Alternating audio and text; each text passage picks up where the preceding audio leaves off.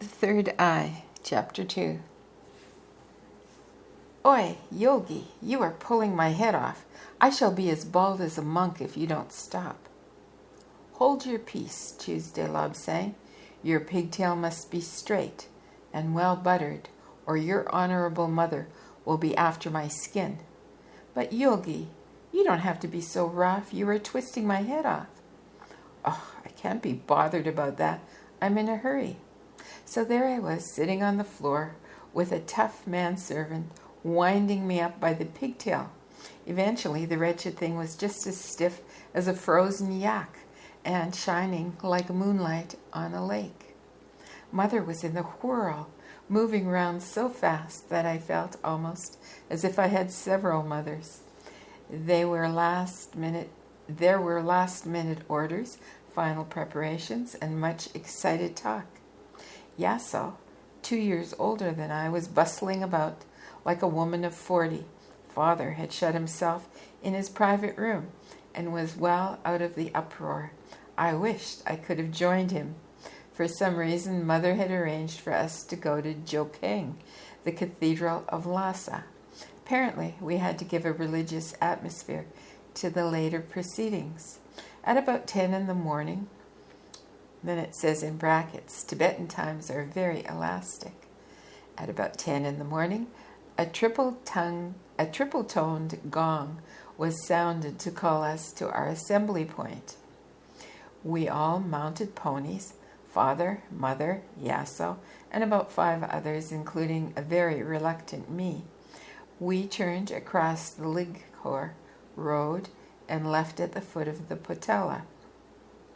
This is a mountain of buildings, 400 feet high, 1,200 feet long, past the village of Sho. We went along the plain of Kiu Chu until half an hour later we stood in front of the Jokang. Around it clustered small houses, shops, stalls to lure the pilgrims. 1,300 years the cathedral had stood here to welcome the devout. Inside, the stone floors were grooved inches deep by the passage of so many worshippers. Pilgrims moved reverently around the inner circuit, each turning the hundreds of prayer wheels as they passed, and repeating incessantly the mantra, Om, Mane Padme Om. Huge wooden beams, black with age, supported the roof, and the heavy odor of constantly burning incense drifted around like light summer clouds at the crest of the mountain. Around the walls were golden statues of deities of our faith, stout metal screens with a coarse mesh so as not to obstruct the view protected the statues from those whose cupidity overcame their reverence. Most of the more familiar statues were partly buried by the precious stones and gems which had been heaped around them by the pious who had sought favors. Candlesticks of solid gold held candles which burned continually and whose light had not been extinguished during the past 1,300 years. From dark recesses came the sound of bells, gongs, and the lowing bray of the conches. We made our circuit as tradition demanded. Our devotions completed, we went on to the flat roof. Only the favored few could visit here. Father, as one of the custodians, always came. Our form of governments, yes, plural governments, may be of interest. At the head of state and church, the final court of appeal, there was the Dalai Lama. Anyone in the country could petition him. If the petition or request was fair, or if an injustice had been done, the Dalai Lama saw that the request was granted, or the injustice rectified. It is not unreasonable to say that everyone in the country, probably without exception, either loved or revered him. He was an autocrat. He used power and domination, but never did he use these for his own gain, only for the good of the country. He knew of the coming communist invasion, even though it lay many years ahead, and temporary eclipse of freedom. That is why a very small number of us were especially trained, so that the arts of the priests should not be forgotten. After the Dalai Lama, there were 2 councils. That is why I wrote governments. The first was the Ecclesiastical Council. The 4 members of it were monks of Lama status. They were responsible under the inmost one for all the affairs of the lamaseries and nunneries. All ecclesiastical, I don't know if I'm saying that word right. All ecclesiastical, that's it, matters came before them. The Council of Ministers came next. This council had 4 members, 3 lay and 1 cleric. They dealt with the affairs of the country as a whole and were responsible for integrating the church and state. 2 officials, who may be termed prime ministers, for that is what they were. They acted as liaison officers between the 2 councils and put their views before the Dalai Lama. They were of considerable importance during the rare meetings of the National Assembly. This was a body of some 50 men representing all the most important families and lamaseries in Lhasa. They met only during the gravest emergencies, such as in 1904 when the Dalai Lama went to Mongolia when the British invaded Lhasa. In connection with this, many Western people have the strange notion that the inmost one was cowardly in running away. He did not run away. Wars on Tibet may be likened to a game of chess. If the king is taken, the game is won. The Dalai Lama was our king. Without him, there would be nothing to fight for. He had to go to safety in order to keep the country together. Those who accuse him of cowardice in any form simply do not know what they are talking about. The National Assembly could be increased to nearly 400 members when all the leaders from the provinces came in. There are 5 provinces. The capital, as Lhasa There are 5 provinces. The capital, as Lhasa was often called, was in the province of Tsang. Chigatse is in the same district. Gartok is the western Tibet.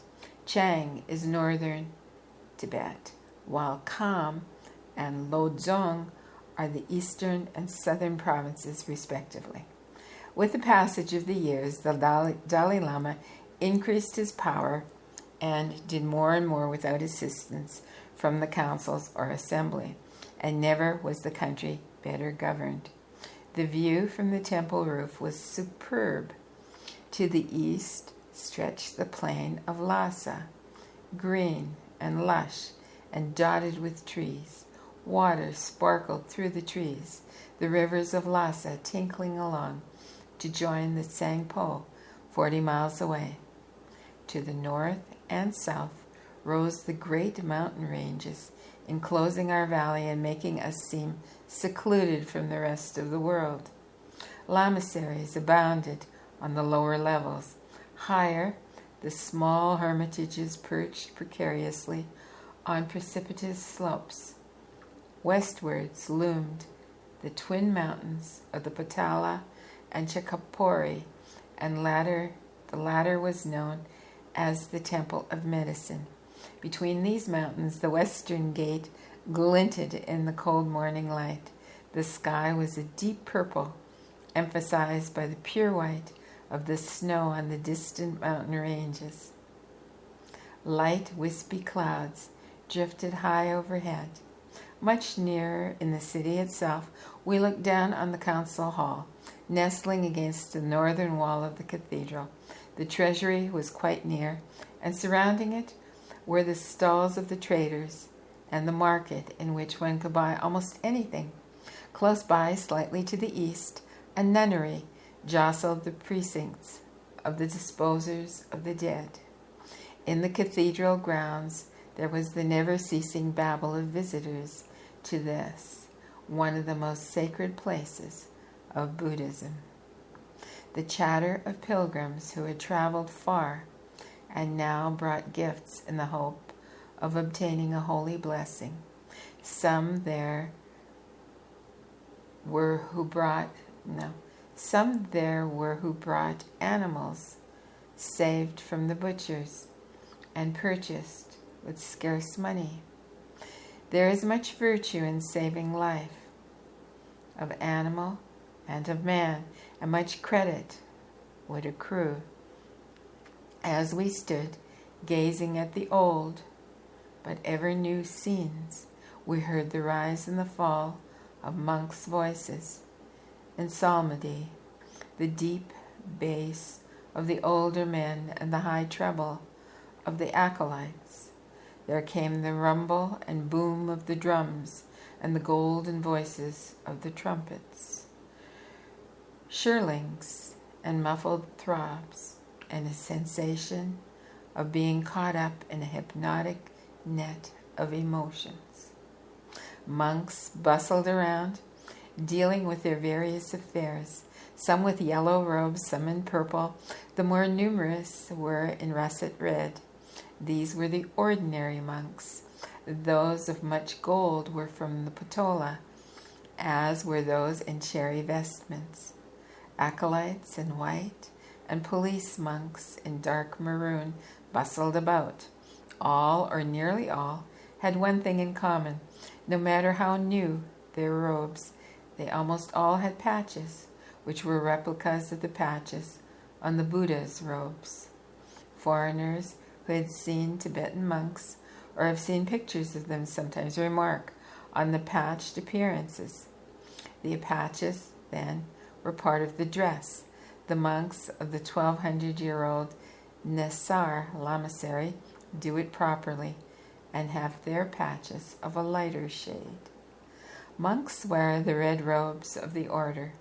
There are many shades of red, caused by the manner in which the woolen cloth is dyed.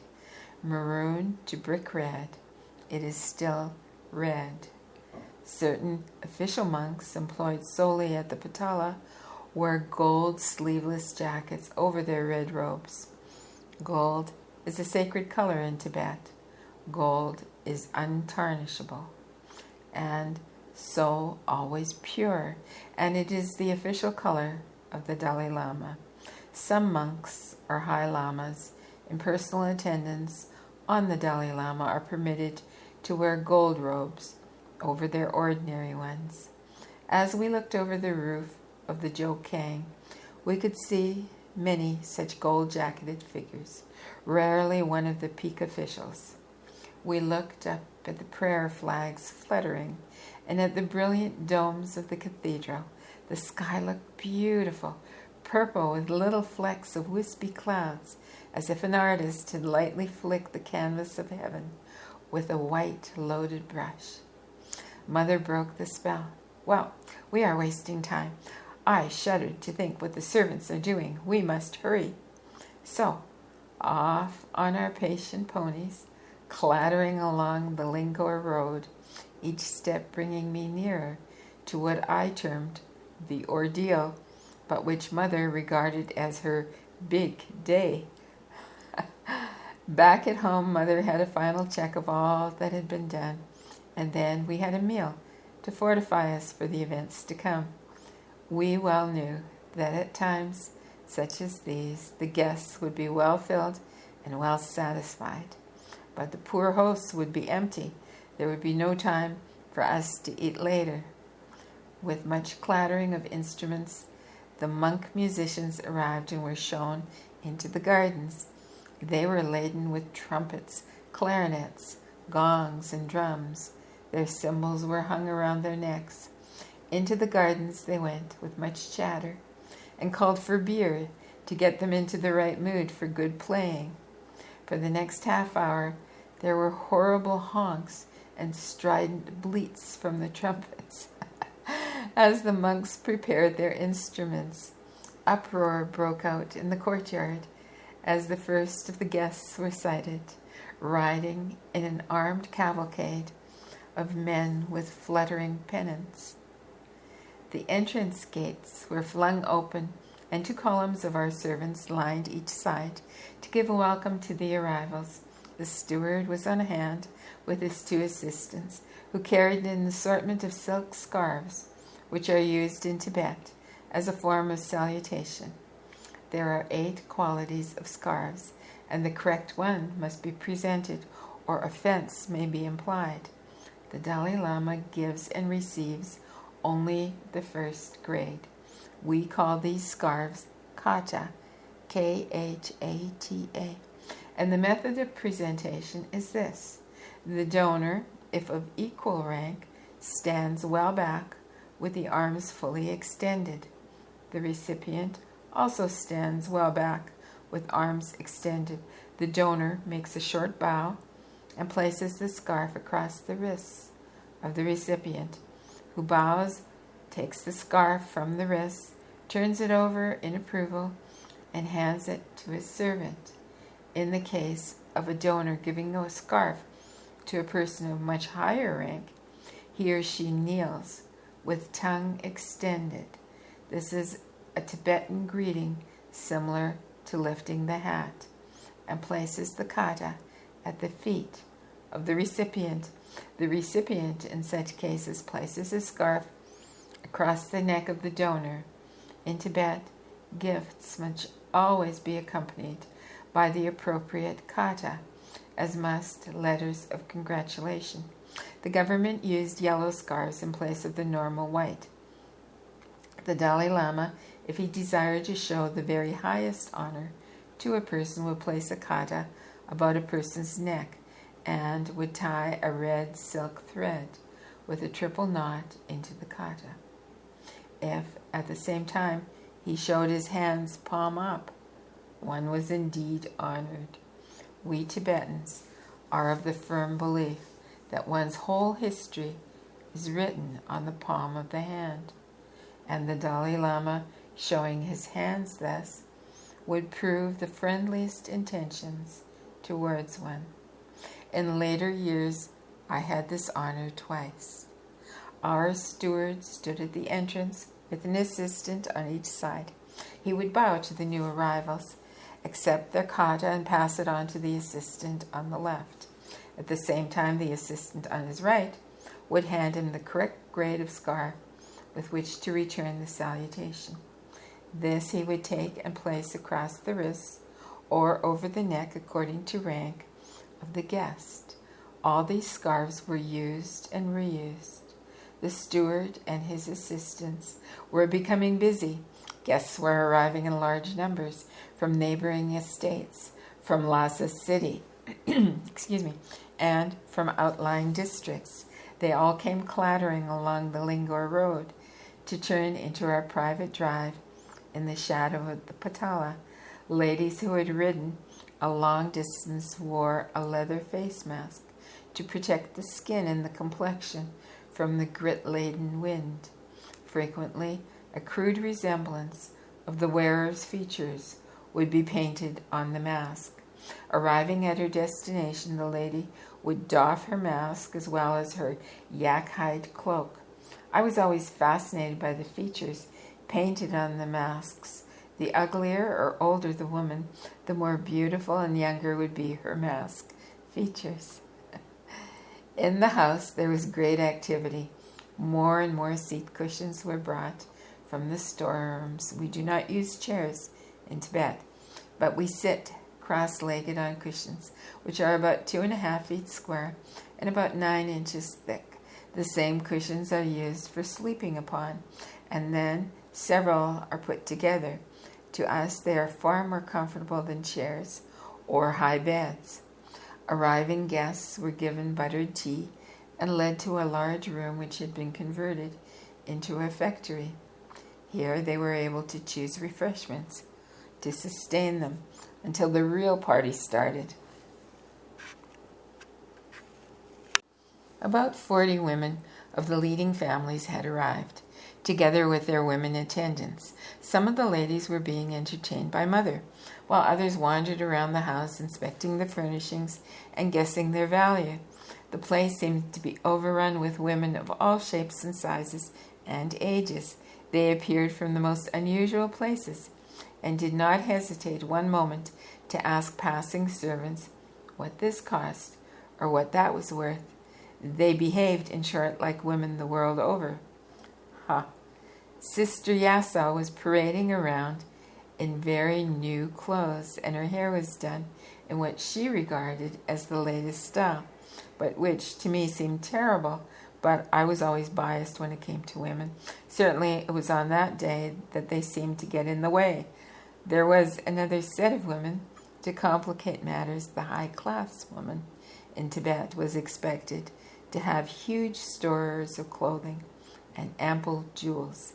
These she had to display, and as this would have entailed much changing and dressing, special girls, Chung girls, Chung girls, were employed to act as mannequins. They paraded around in Mother's clothes, sat and drank innumerable cups of butter tea, and then went and changed into different clothing and jewelry. They mixed with the guests and became, to all intents and purposes, Mother's assistant hostesses. Throughout the day, these women would change their attire perhaps 5 or 6 times. The men were more interested in the entertainers in the garden. A troupe of acrobats had been brought in to add a touch of fun. 3 of them held up a pole about 15 feet high, and another acrobat climbed up and stood on his head on top. Then the others snatched away the pole, leaving him to fall, turn, and land and land cat-like on his feet. Some small boys were watching and immediately rushed away to a secluded spot to emulate the performance. They found a pole about 8 or 10 feet high, held it up, and the most daring climbed up and tried to stand on his head. Down he came with an awful crump, straight on top of the others. However, their heads were thick, and apart from egg-sized bruises, no harm was done. Mother appeared, leading the rest of the ladies to see the entertainments and to listen to the music. The latter was not difficult. The musicians were now well warmed up with copious amounts of Tibetan beer. For this occasion, Mother was particularly well dressed. She was wearing a yak-wool skirt of deep russet red, reaching almost to her ankles. Her high boots of Tibetan felt were of the purest white, with blood-red soles and tastefully arranged red piping. Her bolero-type jacket was of a reddish yellow, somewhat like Father's monk's robe. In my latter medical days, I should have described it as iodine on bandage. Beneath it she wore a blouse of purple silk. These colors all harmonized and had to be chosen to represent different classes of monks' garments. Across her right shoulder was a silk brocade sash, which was caught at the left side of her waist by a massive gold circlet. From the shoulder to the waist knot, the sash was blood red, but from that point it shaded from pale lemon yellow to deep saffron when it reached the skirt hem. Around her neck she had a gold cord which supported 3 amulet bags, which she always wore. These had been given to her on her marriage to Father. One was from her family, one was from Father's family, and one, an unusual honor, was from the Dalai Lama. She wore much jewelry because Tibetan women wear jewelry and ornaments in accordance with their station in life. A husband is expected to buy ornaments and jewelry whenever he has a rise in status. Mother had been busy for days, having her hair arranged in 108 plaits, each about as thick as a piece of whipcord. 108 is a Tibetan sacred number, and ladies with sufficient hair to make this number of plaits were considered to be most fortunate. The hair, parted in the Madonna style, was supported on a wooden framework worn on top of the head like a hat. Of red lacquered wood, it was studded with diamonds, jade, and gold discs. The hair trailed over it like rambler roses on a trellis. Mother had a string of coral shapes depending from her ear. The weight was so great that she had to use a red thread around the ear to support it, or risk having the lobe torn. The earring reached nearly to her waist. I watched in fascination to see how she could turn her head to the left. People were walking around, admiring the gardens, or sitting in groups discussing social affairs. The ladies in particular were busy with their talk. Yes, my dear, Lady Doring is having a new floor laid, finely ground pebbles, polished to a high gloss. Have you heard that the young Lama who is staying with Lady Rakasha, etc.? But everyone was really waiting for the main item of the day. All this was mere warming up for the events to come, when the priest astrologers would forecast my future and direct the path I should take through life. Upon them depended the career I would undertake. As the day grew old and the lengthening shadows crawled more quickly across the ground, the activities of the guests became slower. They were satiated with refreshments and in a receptive mood. As the piles of food grew less, tired servants brought more, and that, too, went with the passage of time. The hired entertainers grew weary, and one by one slipped away to the kitchens for a rest and more beer. The musicians were still in fine fettle, blowing their trumpets, clashing the cymbals, and thwacking the drum with gay abandon. With all the noise and uproar, the birds had been scared from their usual roosting places in the trees. And not only the birds were scared, the cats had dived precipitously into the safe refuge with the arrival of the first noisy guests. Even the huge black mastiffs which guarded the place were silent, their deep baying stilled in sleep. They had been fed and fed until they could eat no more. In the walled gardens, as the day grew yet darker, small boys flitted like gnomes between the cultivated trees, swinging lighted butter lamps and smoke incense censers, and at times leaping into the lower branches for a carefree frolic. Dotted about the grounds were golden incense braziers, sending up their thick columns of fragrant smoke. Attending them were old women who also twirled clacking prayer wheels, each revolution of which sent thousands of prayers heavenwards. Father was in a state of perpetual fright. His walled gardens were famous throughout the country for their expensive imported plants and shrubs. Now, to his way of thinking, the place was like a badly run zoo. He wandered around wringing his hands and uttering little moans of anguish when some guest stopped and fingered a bud. In particular danger were the apricot and pear trees and the little dwarf apple trees. The larger and taller trees, poplar, willow, juniper, birch, and cypress, were festooned with the streams of prayer flags which fluttered gently in the soft evening breeze. Eventually, the day died as the sun set behind the far distant peaks of the Himalayas. From the Lamaseries came the sound of trumpets, signaling the passing of yet another day, and with it hundreds of butter lamps were set alight. They depended from the branches of trees. They swung from the projecting eaves of the houses, and others floated on the placid waters of the ornamental lake. Here they grounded like boats on a sandbar on the water lily leaves. There they drifted towards the floating swans seeking refuge near the island. The sound of a deep-toned gong and everyone turned to watch the approaching procession. In the gardens, a large marquee had been erected, with one completely open side.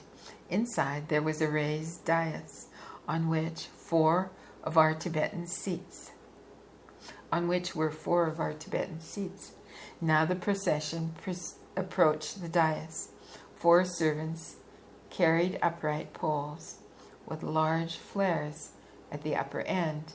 Then came 4 trumpeters with silver trumpets, sounding a fanfare.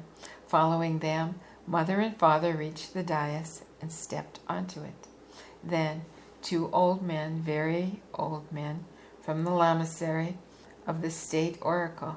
These 2 old men from Nichung were the most experienced astrologers in the country. Their predictions have been proved correct time after time. Last week, they had been called to predict for the Dalai Lama, and now they were going to do the same for a 7-year-old boy. For days, they had been busy with their charts and computations. Long had been their discussions about trines, ecliptics, and the opposing influence of this or that. I will discuss astrology in a later chapter. 2 lamas carried the astrologers' notes and charts. 2 others stepped forward and helped the old seers to mount the steps to the dais. Side by side they stood like 2 ivory carvings. Their gorgeous robes of yellow Chinese brocade merely emphasized their age. Upon their heads they wore tall priests' hats, and their wrinkled necks seemed to wilt beneath the weight. People gathered round and sat on the ground on cushions brought by the servants. All gossip stopped as the people strained their ears to catch the shrill piping voice of the astrologer-in-chief.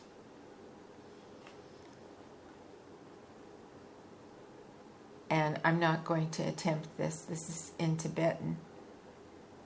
He says something, well, phonetically it looks like La Dri Mi Cho Nang Chig, he said.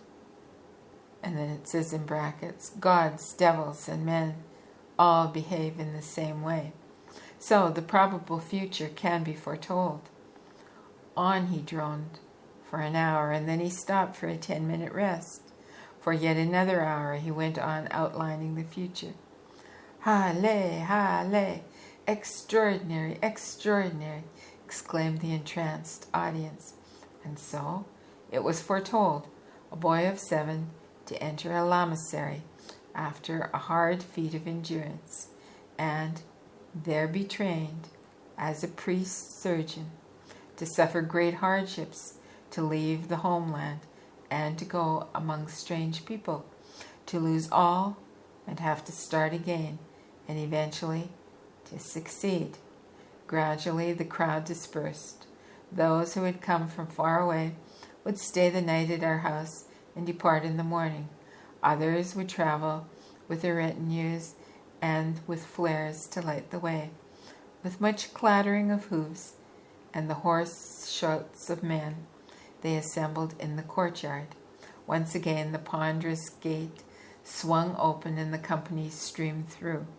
Growing fainter in the distance was the clop-clop of the horses and the clatter of their riders, until from without there was the silence of the night.